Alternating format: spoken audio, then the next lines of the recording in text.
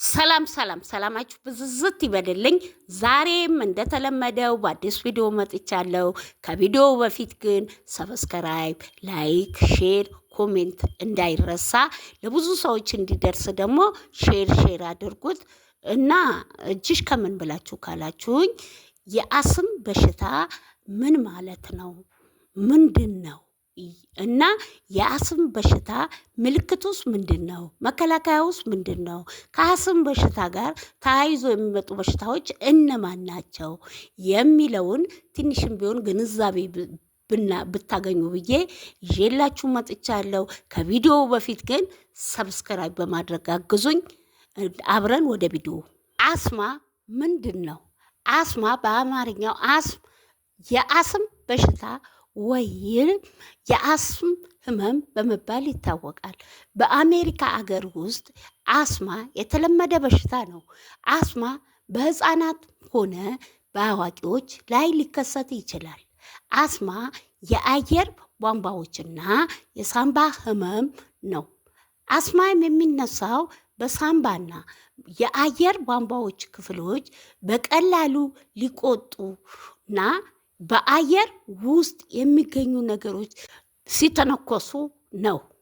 አስማ ያለበት ሰው ከዚህ አገር ከወጣ በኋላ የሚያጋጥሙት የተለያዩ ነገሮች ህመሙን ሊቀሰቅሱበት ይችላል። በሽታውን ከሚቀሰቅሱ ነገሮች ዋነኛዎቹ ጉንፋን፣ የስጋራ የማገዶ ጭስ፣ የአየር ብክለት፣ የሳር ብናኝ ወይም የአበባ ሽታ፣ አቧራ፣ የእንስሳት ወይም የቤት እንስሳት ብናኝ፣ ቅዝቃዜ ወይንም የአየር መለዋወጥ፣ የተለያዩ ሽታዎች፣ ሽቶ፣ ቀለም፣ ጸረ ተባይ መድኃኒቶች፣ ዕጣን ወይም ሰንደል የመሳሰሉት ናቸው።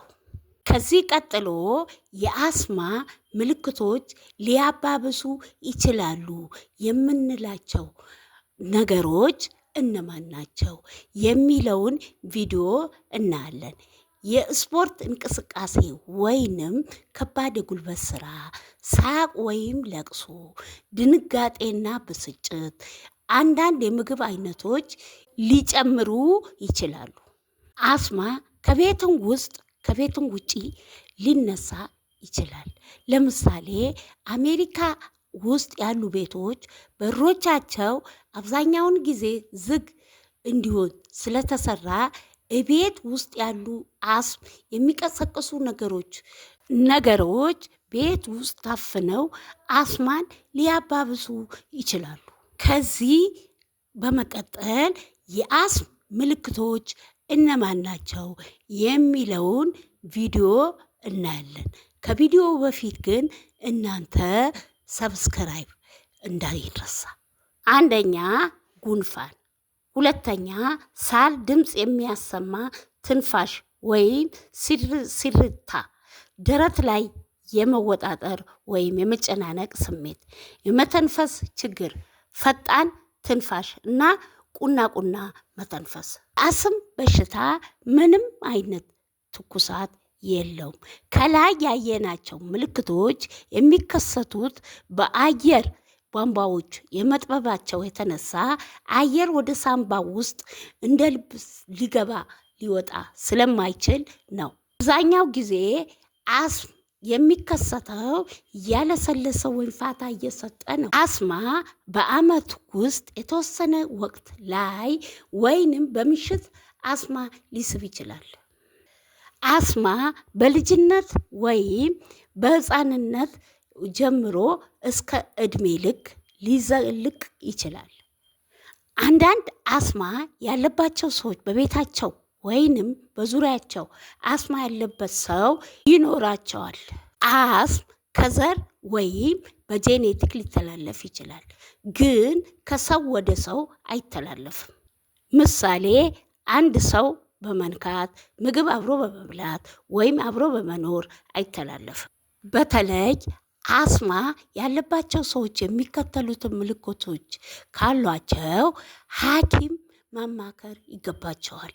ለምሳሌ ብርቱ ሳል፣ አይናቸው እንባ ሲዘራ የጎሮሮ መከርከርና የማያቋርጥ ንፍጥ ሲተነፍሱ ስር በስር የሚል ድምፅ የሚሰማ ከሆነ የመተንፈስ ችግር ከገጠማቸው ሐኪም ዘንድ መሄድ ያስፈልጋቸዋል። አንዳንድ ጊዜ የበረታ አስም አስጊ ደረጃ ሊደርስ ይችላል። ስለዚህ የሚከተሉትን ምልክቶች ከተከሰቱ በድንገተኛ ሐኪም ዘንድ መሄድ ያስፈልጋል።